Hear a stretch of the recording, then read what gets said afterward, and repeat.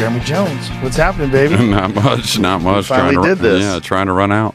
Yeah, man. Playing you is a very humbling experience. I should tell everybody that Jeremy Jones, professional pool player, the team captain of the Moscone Cup, which is the most prestigious international team tournament in all of the world of pool.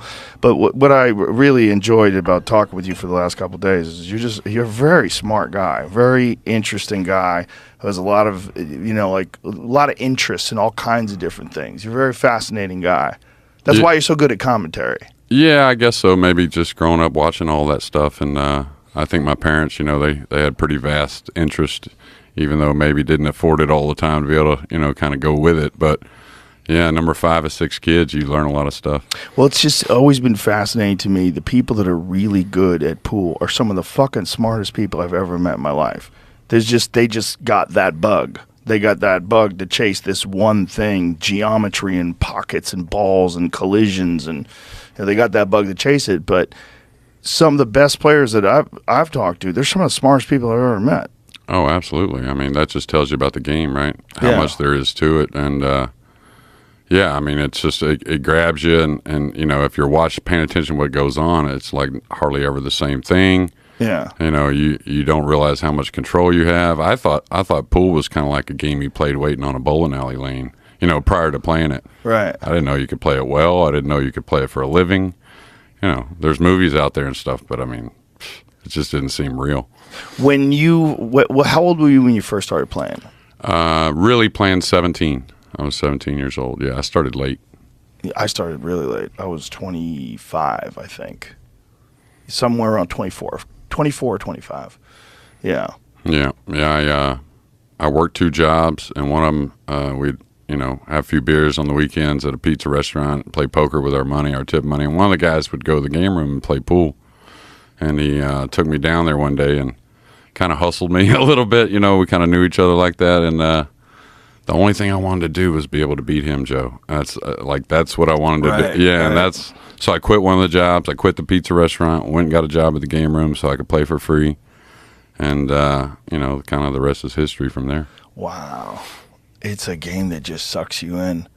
I remember I used to go and play with my friend John, and we would go to this place, Executive Billiards in White Plains. And when we got there, it was an interesting time because there was a lot of gambling going on in that place. And the guy, the owner was a wild man. The owner of the pool hall was this really eccentric musician. Yeah, his name was Guy Azariti, but he would use the name Guy Hamilton when he performed. He was this musician, like a piano player, like really good musician. And he had some money from, his career as a piano player, and he was really into pool. He loved the culture of it. And so he was the owner of this joint. And we were all just hanging out with him, having fun. And I would go there, and it would be filled with people gambling. And I was like, this place is wild. And then I was watching, like, really good players play when I was, just starting out. Didn't know what I was doing. And I was like, that looks so different than anybody else I've ever seen play pool. Like, the way they hit the ball is so soft, and they're in such control, and you're watching the ball spin off the cushions and get perfect on the next ball, and everybody's, like, shaking their head, wow. I'm like, that got me hooked. That's absolutely. What got me. Yeah, I think the culture of it is a big part of it. I mean, just being able to gamble and not take it personal. Right. Like you hate the casino when you go lose, right? Right. I mean, they're like cussing the casino, they're cheating, they're doing this, right? But I mean, where I was at, we could gamble, and then we could hang out. You know what I mean? And then we're on teams the next day, and we're not on. So that to me was pretty fascinating overall. There's a culture that encourages more gambling, and the best way to encourage more gambling is not have fisticuffs every time somebody loses. Like, some guys just get too look, it's a natural feeling. The guy just beat you. You feel you're angry at him, but really you should be angry at yourself. Yeah, absolutely. And it's just that's what you're both trying to do. It's an agreement. Like, you figure it out. Yeah, I mean, you beat a guy, you don't bust his chops too often, right? You let him cool off, and then all's good. But everybody goes back to, like, McCready's character in The Color of Money, which is apparently, from what everybody tells me from those days, really McCready was probably, like, wilder than that. No, I think I've sweated it 100%. Really? Oh yeah. I was in with a player playing Keith, and I think they played something like 4 days or 5 days with like a 8-hour break or 10-hour break in the middle. Wow. You know, and if you stay there and sweat that kind of pool with those guys, you see stuff that you're just not going to see. You know what I mean? They get a little rum-dum, they get a little agitated, then they're hugging. You know, an hour later. Oh yeah, it's crazy. Yeah, but Keith would definitely talk a little bit. You know, he liked a little banter. Those are the craziest legendary sessions when guys just gambled for 3 straight days in a row. And people think it's bullshit. But that's part of the thing about pool and gambling is nobody wants to quit. Oh, no. You're trying. I mean, if you don't quit when you're up, and if you're down and you still got some fight left in you, this guy might get tired. Or money. You know, you might, right. You know, I've seen him go through 3 or 4 steak courses in a night. And, you know, but I mean, I think you and I were talking about it earlier. It's so much different these days.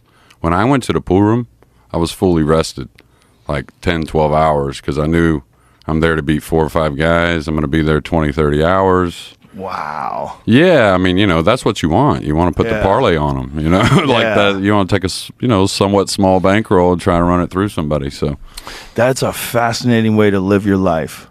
It really is. That if out of all of the things, if you talk about like American folklore, just like American culture, all the poetic characters, the professional pool player is one of the most interesting because it is the least guaranteed job that has ever existed. Yeah, there's lots of sayings. I think it's the hard way to make an easy living. Easy living is one of them, right? But I mean, you know, if I was lucky, I was around some of the old school ones as well, and the charisma is true. You know, like if you see genuine charisma, I mean, it's a real thing. Yeah, and that's what the old guys had. That the other young guys have it too, but it's just a little different. Well, everyone seems it's interesting because it seems like pool is just like every other thing in that the guys today are as good, if not better, than anybody that's ever existed. Oh, absolutely. And there's more of them. That's the problem. Yeah. You know, there's so many of them. Yeah, exactly. And I'm so more common. Impressed. I mean, Europe, Asia, you know, guys from Taiwan, guys from China, guys from Japan, guys from Spain. It's like, whoa, killers. Most global sport there is, I think. It's amazing how much talent there is out there.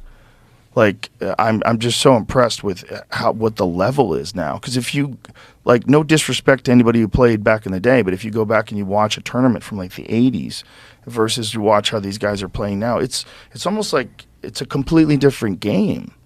Yeah, I mean, different style rather. Yeah, I think the equipment allows for that too. Yeah, though, you know what I mean. So yeah.